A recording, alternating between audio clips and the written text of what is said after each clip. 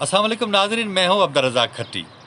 پاکستان کی سیاسی صورتحال تو ایک طرف، لیکن اب اس بار کورونا وائرس کے نتیجے میں پاکستان کی ریاستی سطح پر انتہائی وہ تشویش کی لہر دوڑ گئی ہے، اور پہلی بار آج کے دن اس طرح محسوس کیا گیا ہے کہ ریاستی سطح پر کورونا وائرس کی جو سنگینی ہے اس کو محسوس کیا گیا، اور اس کے حوالے سے اہم فیصلے کیے جانے ہیں۔ کیا فیصلے ہوں گے یہ تو جو ہماری ریاستی اداروں کے سربراہ ہیں وہ اس پر کریں گے فیصلے، لیکن جو صورتحال ہوئی ہے آج میں آپ کو یہ ایک بات بتاؤں کہ قومی اسمبلی کا اجلاس جسے 20 مارچ تک چلنا تھا، وہ آج کورونا وائرس کی وجہ سے آج 7 دن پہلے ملتوی کر دیا گیا۔ اس سلسلے میں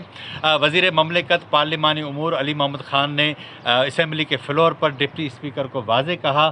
کہ وزیر اعظم سے اس سلسلے میں بات ہوئی ہے۔ خود انہوں نے کہا کہ قومی اسمبلی کا اجلاس غیر معینہ مدت تک ملتوی کر دیا جائے تاکہ اس طرح کی جو صورتحال پیدا ہوئی ہے اس سے کم نقصانات سے بچا جا سکے۔ آج کے اجلاس میں جس طرح کے وزراء کا جو جیسچر آیا، اس سے لگتا ہے کہ آنے والے دنوں میں پنجاب کے اندر اور خود اسلام آباد اور پختونخوا کے اندر وہ تعلیمی اداروں کے اندر چھٹیاں وہ کر دی جائیں گی جب تک ٹیمپریچر بہتر ہو۔ لیکن اس ساری صورتحال کے اندر حکومت نے کیا کیا اور اپوزیشن کی جماعتیں کیا کرنے جا رہی ہیں، ہم آج اس پہ بات کریں گے۔ میں آپ کو یہ بات بتاؤں کہ حکومت سندھ نے جب کورونا وائرس کے جو افیکٹڈ پیشنٹ تھے وہ ڈکلیئر ہونا شروع ہوئے، تو حکومت سندھ نے پہلی بار وہ نہ صرف 15 روز پہلے تعلیمی اداروں کے اندر چھٹیاں کر دی، لیکن ہسپتالوں کے اندر بھی انہوں نے اپنے جتنے ان کی مالی سکت ہے اس حساب سے اقدامات لینے شروع کیے۔ لیکن کیونکہ سندھ میں وفاقی حکومت کی، جہاں تحریک انصاف کی حکومت ہے، سندھ میں پیپلز پارٹی کی حکومت ہے، اور دونوں ایک دوسرے کے سخت ترین سیاسی مخالف ہیں، تو اس کے نتیجے میں وفاقی حکومت کی جانب سے اس طرح کی مدد نہیں کی گئی جس طرح اس سنگین وبا کے حوالے سے کی جانی چاہیے۔ لیکن اس کے باوجود حکومت سندھ نے اقدامات لیے، اور ایک روز قبل حکومت سندھ نے ایک اور انیشیٹو لیا، اور اس سنگینی کو سمجھنے کے بعد کہ اس کورونا وائرس کی وبا میں مزید اضافہ ہو سکتا ہے، تو اس سلسلے میں انہوں نے 30 مئی تک چھٹیاں تمام تعلیمی اداروں کی چھٹیاں کر دی، اور انہوں نے کہا ہے کہ جون اور جولائی کی جو سمر ویکیشن ہوتی ہیں اب یہ اس میں ایڈجسٹ کر دی جائیں گی۔ اسی طرح بلوچستان کی صورتحال خراب ہے۔ کوئٹہ میں رات وہ وفاقی حکومت کو کہا گیا کہ ان کی کورونا کے حوالے سے جو کٹس ہیں وہ ختم ہو گئی، لیکن تاحال وہ کٹس وہاں تک نہیں پہنچائی گئی۔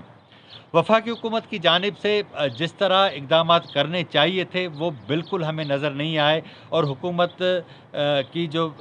متحرک ہونا ہے وہ پہلی بار ہمیں اس سلسلے میں محسوس ہوا کہ کل جب کور کمانڈر کانفرنس ہوئی اس میں یہ بات آئی کورونا وائرس کے حوالے سے۔ اس کے بعد قومی سلامتی کا اجلاس طلب کیا گیا تاکہ اس میں بیٹھ کر بات کی جائے۔ قومی سلامتی کے اجلاس میں چاروں صوبوں کے نمائندے شریک ہوتے ہیں، تمام ہماری جو فورسز ہیں ان کے سربراہان شریک ہوتے ہیں، وفاقی وزراء ہیں وہ بھی شریک ہوتے ہیں، وزیر اعظم اس کی صدارت کرتے ہیں۔ یہ تو رہی ایک بات، لیکن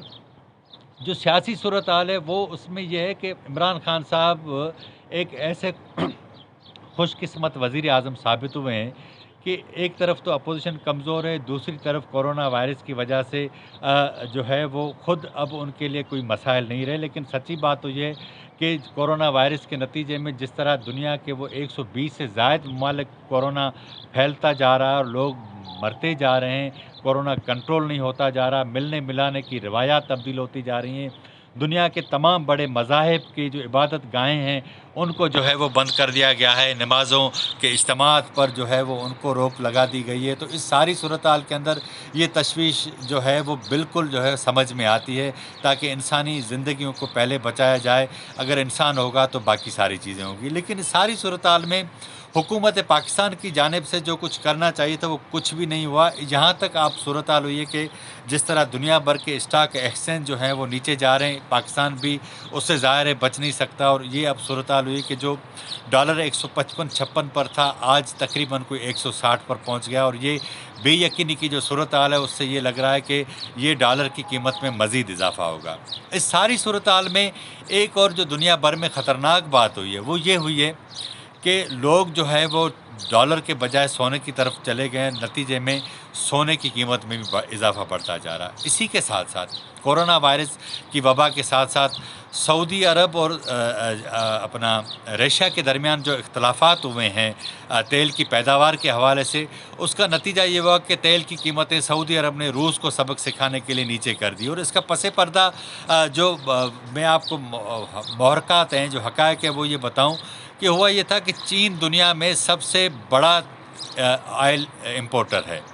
اس بار چین میں جب یہ کورونا وائرس آیا تو نتیجے میں اس کی 20% امپورٹ کم ہو گئی، اور 20% جب امپورٹ کم ہوئی تو ظاہر ہے کہ تیل پیدا کرنے والے ممالک کی